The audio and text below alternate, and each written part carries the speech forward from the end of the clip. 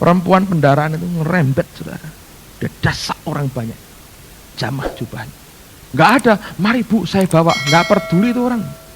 Ini orang lemas sudah mau mati, harus ngerangkak sendiri cari jubahnya Tuhan. Memang saya belajar. Nanti kalau Anda ini orang yang rohnya kuat, Anda fight terus, Anda bisa keluar sebagai pemenang. Tapi di dalam kekristenan sebetulnya Allah tidak pernah mengajar kita seperti crowd, seperti orang banyak yang justru membuat yang lain binasa oleh karena perbuatan kita. Anda bisa mengerti itu. Itu kekristenan, saudara. Saya berdoa supaya kita bisa belajar. Teruskan lagi ayat berikutnya. Ayat 20. Ketika Yesus melihat iman mereka. Lihat, iman kok bisa ketahuan? Oh ya karena bongkar atap. Ya mungkin juga. Tapi dia melihat yang di dalam, saudara. Berkatalah ia, hai saudara, dosamu sudah diampuni. Tetapi ahli-ahli Taurat dan orang-orang Farisi berpikir dalam hatinya. Lihat baik. Yang berpikir bukan cuma satu. Dikatakan ahli-ahli Taurat dan orang-orang Farisi. Artinya jumlah mereka banyak. Lah pikirannya kok bisa sama? Karena rohnya sama. Roh agamawi dan orang munafik semua. Makanya cara berpikirnya sama. Mereka berpikir begini. Siapakah orang yang menghujat Allah ini? Siapa yang dapat mengampuni dosa selain daripada Allah sendiri? Akan tetapi Yesus mengetahui pikiran mereka, lalu berkata kepada mereka, apakah yang kamu pikirkan dalam hatimu? Dalam terjemahannya dikatakan Jesus was aware in his spirit. Yesus sadar, ngerti dalam rohnya. Apa yang mereka pikirkan dan berkata begini, mengapa engkau berpikir yang jahat dalam hatimu? Yang di pikiran bisa ketahuan, saudara. Ya kan? Yang di dalam kita, di dalam roh, transparan banget, saudara.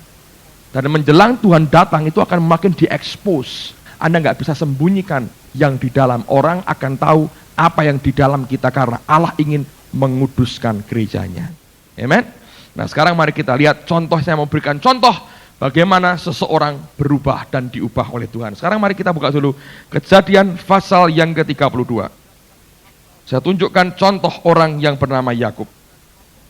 Anda buka dulu. Kejadian 32.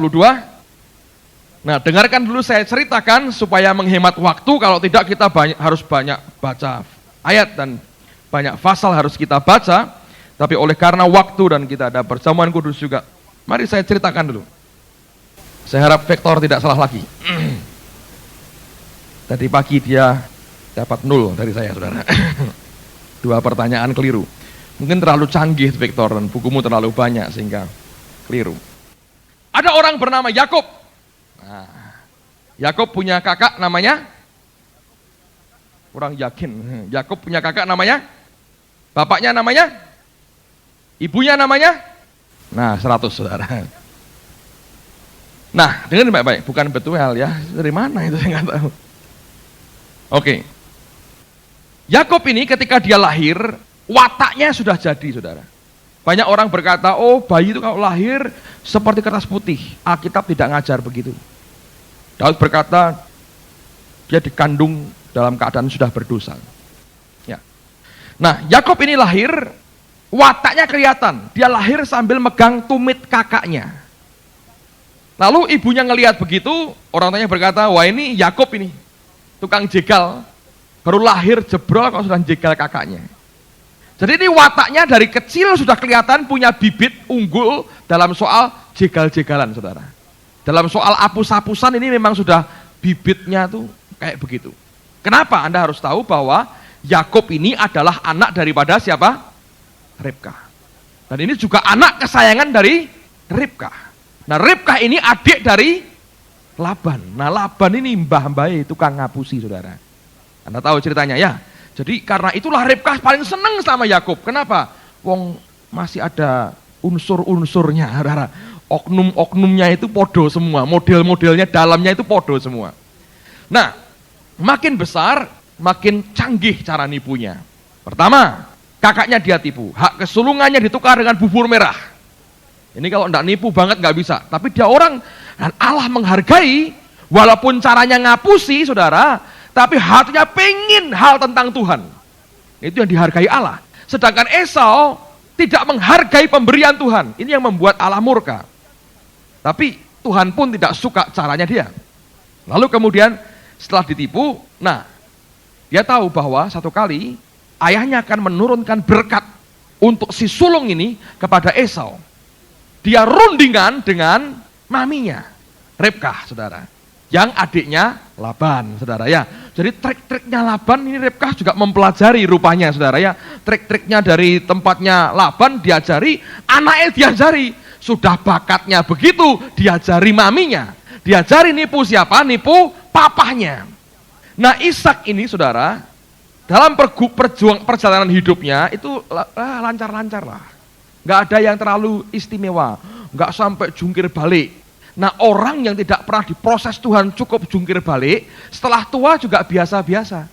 Matanya sudah buta, mata jasmaninya, mata rohaninya buta, sisan. Istrinya adiknya Laban, anaknya Yakub. Nah kelop saudara, sudah buta, nggak ngerti apa-apa, dikelilingi jago-jago nipu, habis dia saudara. Lalu ini terjadi kolusi antara mami dan anak, saudara. Kong kali kong ngapusi papai dewi. Itu kan apik tadi saudara ya, cerita ini ditiru baik saudara, jangan saudara ya. Ini rombongan tukang nipu kumpul di keluarga. Jadi Ishak ini repot. Hari tuanya dikelilingi oleh penipu-penipu saudara. Nah sudah begitu dia dikasih bulu, kasih pakaiannya Esau supaya seperti Esau gitu, lalu diolahkan makanan, diberikan kepada Ishak, dimakan, wah enak sekali ya, enak wong masakan nyonyai saudara ya. Lalu kemudian tanpa tanya lebih jauh, berkati saudara. Begitu ngerti bahwa Esau tertipu, dia marah, dia ancam adiknya, gua bunuh dia. Yakobnya lari. Nah ketika dia diancam oleh kakaknya, apakah roh nipunya, sifat nipunya hilang enggak saudara? Enggak. Dia kabur kan, dia pergi. Dia pergi dalam keadaan melarat, enggak punya apa-apa. Bantal aja pakai batu, nggak sempat bawa dunlopilo, nggak sempat saudara. Dia bawa batu, tidur alasnya ini kepala batu, nggak punya apa-apa. Dan waktu dia tidur Allah beri mimpi tangga, ada malaikat turun dan naik. Sampai dia kaget, dia bilang wah ini pintu gerbang surga. Lalu dia ngerti aku berhadapan dengan Allah ini. Lalu roh nipunya muncul lagi, tak apusi pisan Tuhan ini. Dia berkata apa? Kalau engkau berkati aku, bisa bawa aku pulang ke rumah orang tuaku dalam keadaan diberkati, baru nanti aku panggil engkau Allah Yakub. Kalau enggak usah. Engkau boleh Allah Abraham, boleh Allah Ishak, tapi kalau belum Allah Yakub, belum klop. Tapi untuk aku panggil Allah Yakub, berkati gua dulu. Tuhan dihapusi sisan, saudara. Canggih tuh, ya. Bapaknya dihapusi, kakaknya dihapusi, Tuhan dihapusi. Ini memang setiap kali detak jantungnya ini ngapusi gitu. Sampai darah daging, sumsumnya tuh ngapusi kabeh. Detak jantungnya, kedipan matanya ngapusi, semua ngapusi. Aromanya ngapusi gitu. Dengar suaranya, gemanya, bassnya ngapusi. Semua ngapusi pokoknya. Nipu. Tuhan ditipu. Tuhan ya sabar, saudara. Enggak langsung maka dipliteslah Yakub dan tamatlah riwayatnya, enggak. Dan game over, enggak saudaraku. Oke, dilatih baik. Dilatih sama Tuhan. Masuk dan lari ke tempatnya Laban. Lalu dia jatuh cinta di situ dengan siapa? Rachel. Victor bukan Lea. Rachel. Apakah ketika dia jatuh cinta itu dia berubah jadi alim? Enggak juga, saudara. Lalu kemudian karena itulah malah matanya agak sedikit kabur, ditipu. Nah ini kena bayi penipu rupanya ya. Ini kan gurunya Ribkah, saudara. Jadi masuk ke suhunya gitu, kalah tuh ilmune, dihapusi Laban. Kira-kira gitu kalau dunia persilatan ceritanya gitu, saudara. Datang ke suhu Laban, saudaraku. Ini suhu ngapusi, kena dia. Dihapusi. Kerja belasan tahun. Hanya untuk kawin aja kerja belasan tahun.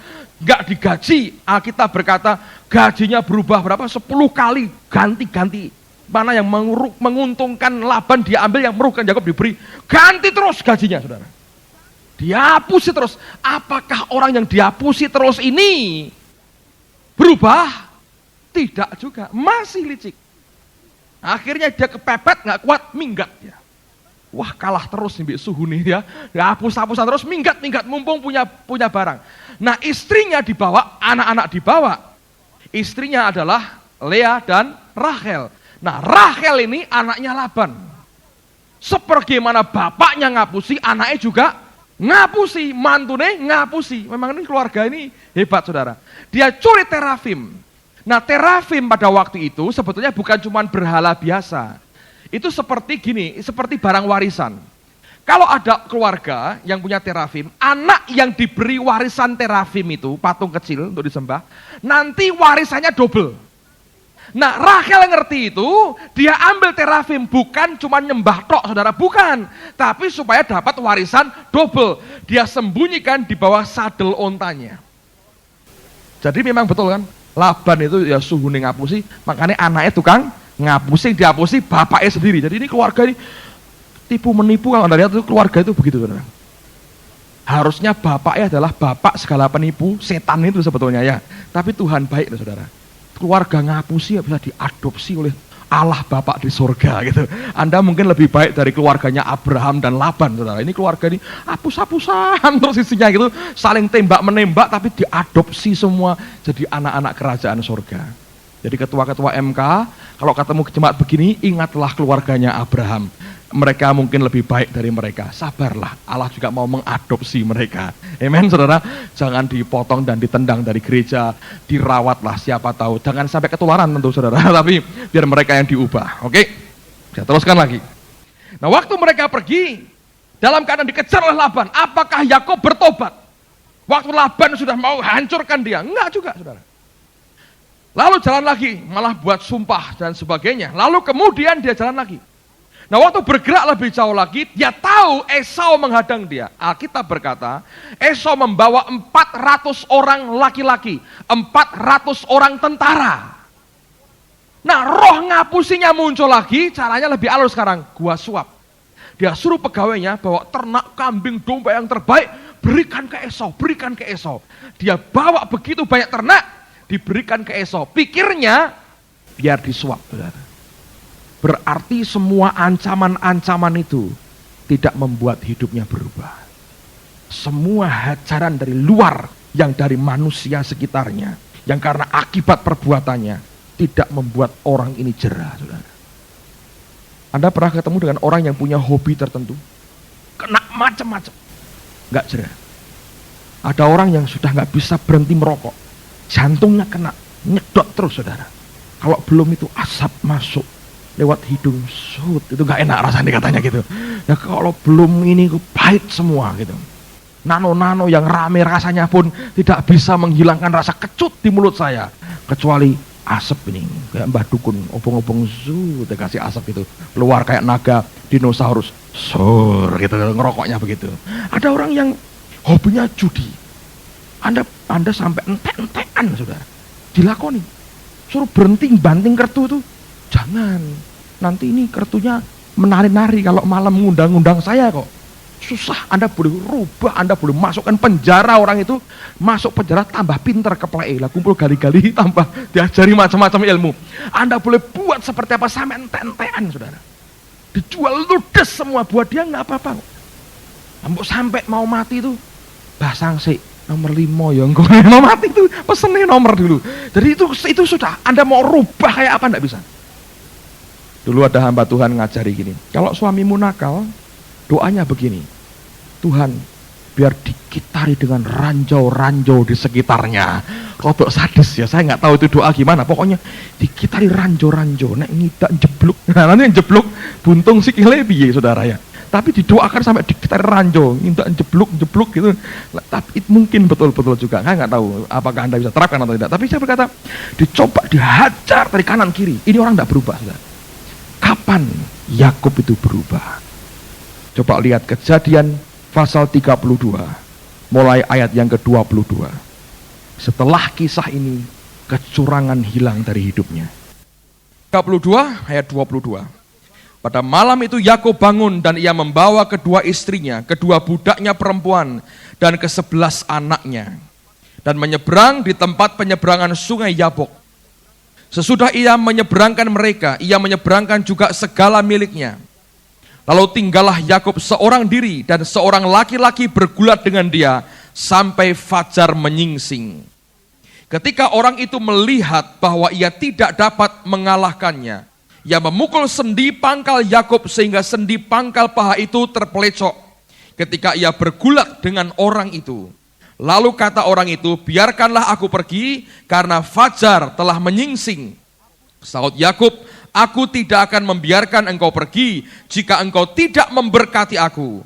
Bertanyalah orang itu kepadanya, siapakah namanya? Namamu? Saudnya, Yakub. Lalu kata orang itu, namamu tidak akan disebutkan lagi Yakub, tetapi Israel, sebab engkau telah bergumul melawan Allah dan manusia, dan engkau menang. Kemenangannya di mana, saudara? Karena dia bertahan, minta sampai berkat itu diberi. Dia bergulat dengan Allah. Nah, waktu dia bergumul dengan Allah sampai terpelecok pangkal pahanya, Allah ubah namanya dari Yakub kepada Israel. Dengerin baik-baik. Ini perubahan di mana yang terjadi? Bukan dibuat pincang itu membuat dia lalu berubah, bukan. Dua hal. Yang pertama, perubahan terjadi karena dia bertemu dengan Allah sendiri. Ditanggulangi oleh Tuhan sendiri. Ishak tidak mampu, Esau enggak sanggup, Laban tidak berdaya, semua ancaman tidak membuat dia keder, Allah tanggulangi sendiri. Nah, waktu Allah berhadapan dengan dia, ditanggulangi oleh Tuhan sendiri, itulah saat dimana dia mulai berubah. Nah, yang diubah apanya? Bukan fisiknya, saudara. Alkitab berkata namanya diubah dari Yakub menjadi Israel. Apa arti perubahan nama itu? Bukan cuma artinya berubah, tapi lebih daripada itu sebetulnya waktu dia bergulat dengan Allah, Allah yang mengubah hatinya. Dari mana kita tahu? Buka Yohanes pasal yang pertama, lihat pada ayat yang ke-47, Israel yang sebenarnya itu apa? Yohanes pasal yang pertama, ayat yang ke-47, Alkitab berkata, kata Filipus kepadanya, mari dan lihatlah. Yesus melihat Natanael dan datang kepadanya, lalu berkata tentang dia, lihat, inilah seorang Israel sejati, tidak ada kepalsuan di dalamnya. Israel sejati, tidak ada kepalsuan di dalamnya. Dari semua karakter nipunya, saya tadi berkata, degup jantungnya itu nipu.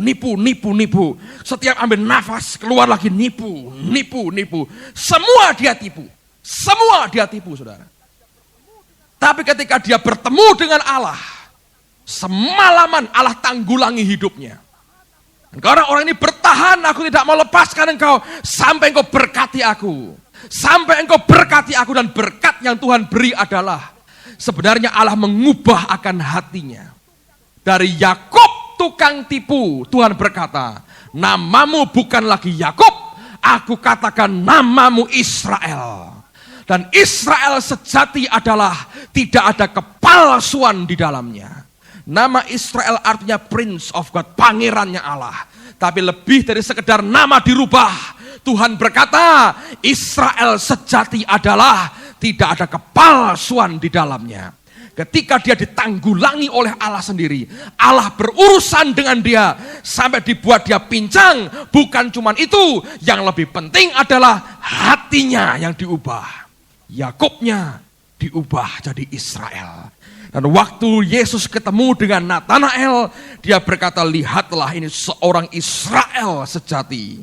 Dan dia jelaskan apa artinya Israel sejati, yaitu tidak ada kepalsuan di dalamnya. Anda lihat, orang yang tidak ada kepalsuan di dalam dirinya, apa yang akan dia terima dari Allah? Ayat 48 dari Yohanes pasal pertama berkata begini. Kata Natanael kepadanya, bagaimana engkau mengenal aku? Jawab Yesus kepadanya, sebelum Filipus memanggil engkau, aku telah melihat engkau di bawah pohon ara. Kata Natanael kepadanya, Rabi, engkau anak Allah, engkau raja orang Israel. Orang tidak punya kepalsuan, dia begitu gampang percaya kepada Allahnya.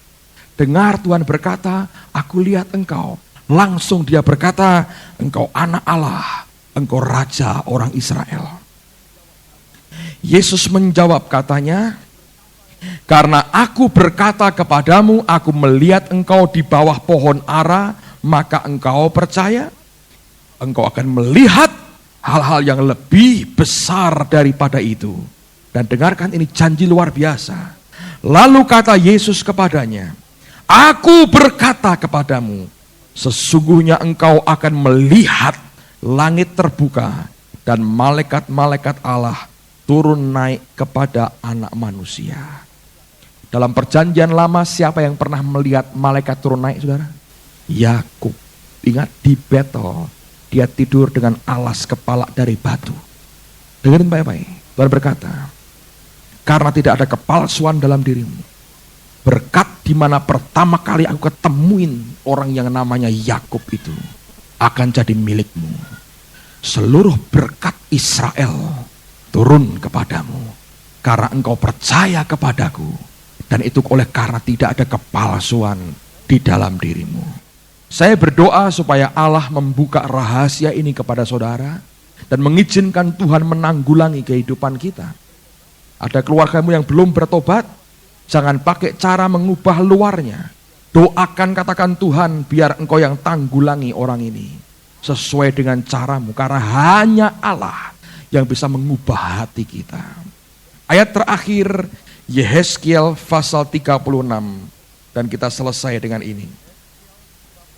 Yehezkiel 36 ayat yang ke-25 mulai. Anda perhatikan urutannya supaya jelas semuanya. Yehezkiel 36 ayat yang ke-25. Aku akan mencurahkan kepadamu air jernih. Lihat, Allah yang memberikan dulu kepada kita air jernih, yang akan mentahirkan kamu dari segala kenajisanmu dan dari semua berhala-berhalamu. Aku akan mentahirkan kamu. 26. Kamu akan kuberikan hati yang baru. Lihat, dia berikan airnya, dia berikan hati yang baru, dan roh yang baru di dalam batinmu. Dan aku akan menjauhkan dari tubuhmu hati yang keras, dan kuberikan kepadamu hati yang taat. Lihat, dia urusan dengan hati dulu.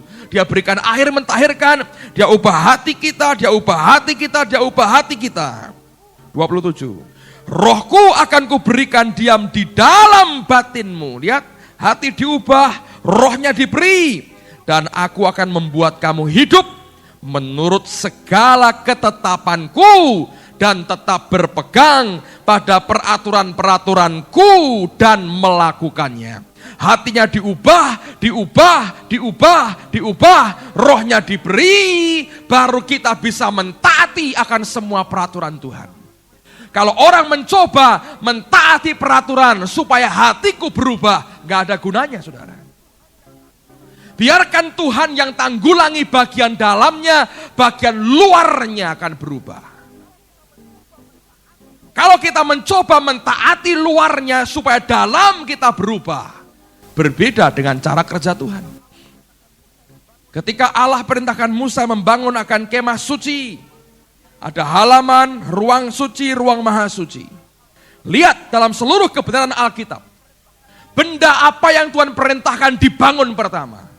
Kalau Anda teliti, bukan pagarnya dulu, saudara. Yang dibangun dulu adalah apa? Tabut perjanjiannya. Kekristenan mengajar dari dalam keluar. Dunia mengajar dari luar masukkan ke dalam. Kekristenan mengajar dari dalam keluar. Barang siapa percaya kepadaku, dari dalam hatinya, out of his belly, akan mengalir aliran air hidup. Bukan dari luar masuk ke dalam, dari dalam masuk keluar. Biarkan Tuhan tanggulangi sebelah dalamnya. Dengan caranya sendiri, Yakub jadi Israel. Tukang tipu jadi orang yang murni, tidak ada kepalsuan di dalamnya, dan hidup kita akan berubah. Amen, saudaraku.